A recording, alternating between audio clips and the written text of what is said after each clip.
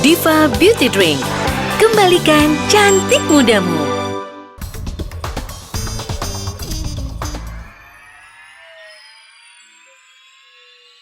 Dipersembahkan oleh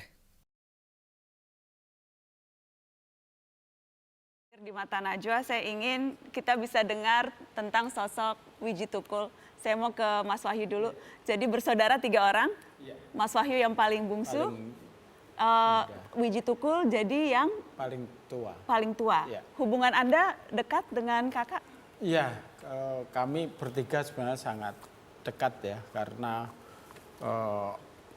ya tiap hari kita kumpul, dan saya ingat misalnya saya dan kakak saya yang adiknya Tukul harus melanjutkan sekolah, Mas Tukul harus dia berhenti sekolah begitu aja. Dia bilang bahwa ya saya berhenti aja biar adik-adik saya sekolah gitu ya. Itu wujud kedekatan dia, dan saya kira itu pengorbanan seorang kakak. Dia berhenti sekolah tapi dia tidak berhenti membeli buku, tidak berhenti membaca buku.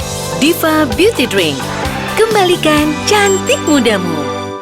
Saya heran waktu itu, ini orang kakak saya ini nggak sekolah tapi kok koleksi bukunya terus nambah. Jadi berhenti sekolah tapi tidak pernah berhenti belajar? Iya, saya kira itu terkenang sampai sekarang ya, bahwa ternyata belajar pendidikan itu tidak hanya lewat sekolah. Apa yang menurut Anda paling mempengaruhi karya-karya dan juga tindakan-tindakan kakak Anda, Mas Wahyu? Ya, pertama adalah kita ada di lingkungan kampung yang semua orang miskin di situ.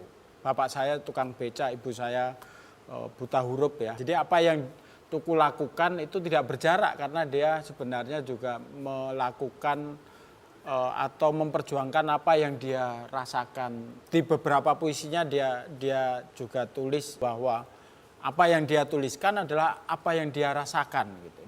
Kadang-kadang kan beda, ada penyair yang nulis tentang kemiskinan tapi dia nggak merasakan seperti itu.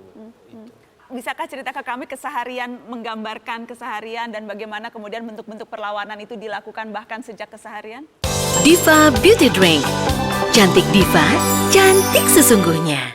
Iya, ada tetangga kami waktu itu namanya Mardi gitu. Mardi dia dirawat di rumah sakit sekitar 3 minggu dia dirawat di rumah sakit, tapi dia nggak bisa keluar dari rumah sakit itu karena dia nggak bisa bayar. Jadi dia disandera oleh rumah sakit untuk tidak bayar.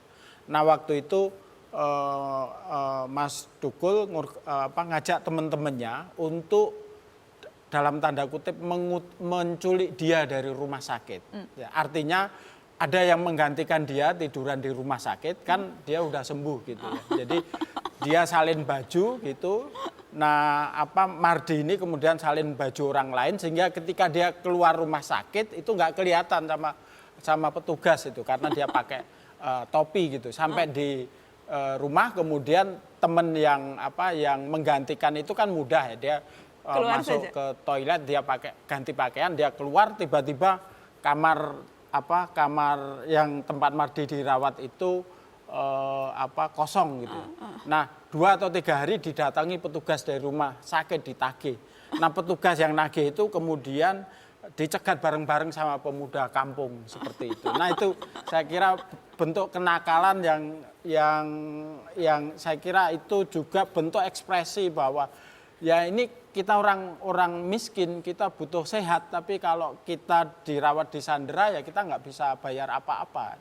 Jadi dari bentuk keseharian saja itu sudah kenakalan, itu Tukul banget. dipersembahkan oleh